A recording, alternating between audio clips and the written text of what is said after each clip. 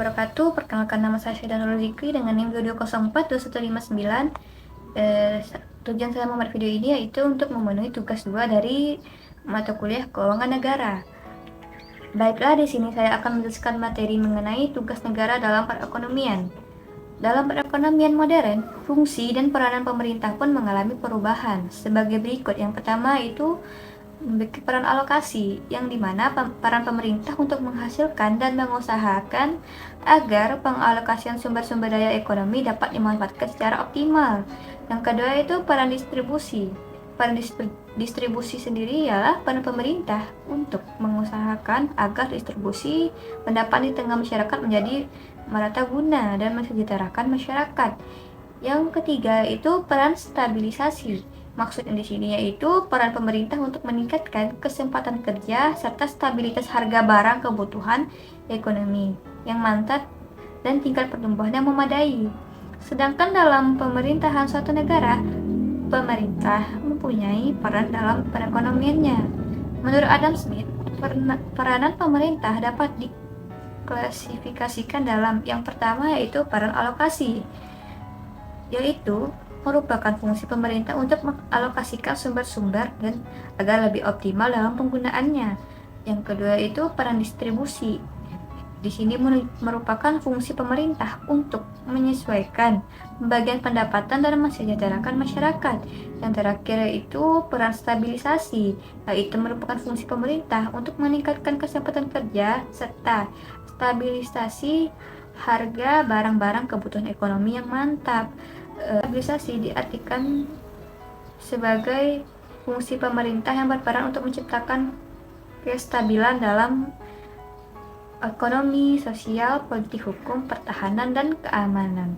Peran stabilisasi dapat disebut pula sebagai peran regulasi atau regulator.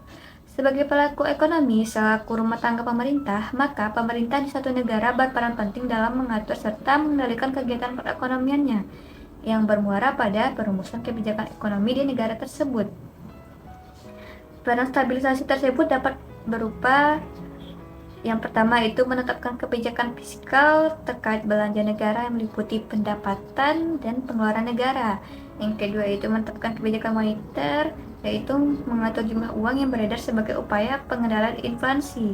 Dan yang terakhir yaitu menetapkan kebijakan ekonomi internasional terkait perdagangan dan kerjasama ekonomi antar negara.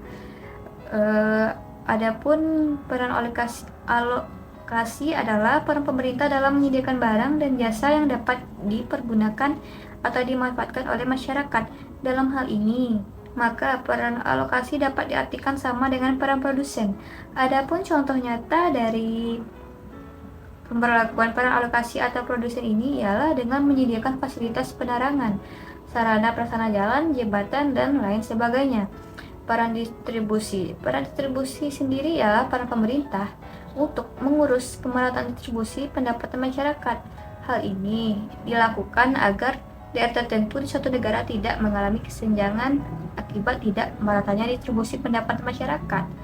Distribusi pendapatan tergantung dari pemilikan faktor-faktor produksi, permintaan, dan penawaran.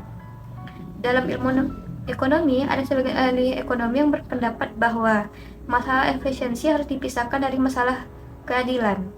Dengan arti lain, masalah keadilan dan masalah efisiensi distribusi pendapatan dan kekayaan yang ditimbulkan oleh sistem pasar dianggap oleh masyarakat sebagai tidak adil, karena masalah keadilan dalam distribusi pendapatan merupakan masalah yang rumit adalah berkebalikan. Perubahan ekonomi ini dikatakan efisien apabila perubahan yang dilakukan untuk memperbaiki keadaan suatu golongan dalam masyarakat dilakukan sedemikian rupa sehingga tidak memperburuk keadaan golongan yang lain.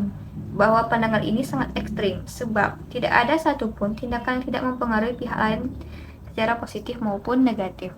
Baiklah, mungkin sekian penjelasan dari saya. Apabila ada kata-kata yang salah mohon dimaafkan. Wabillahi taufiq wal hidayah. Wassalamualaikum warahmatullahi wabarakatuh.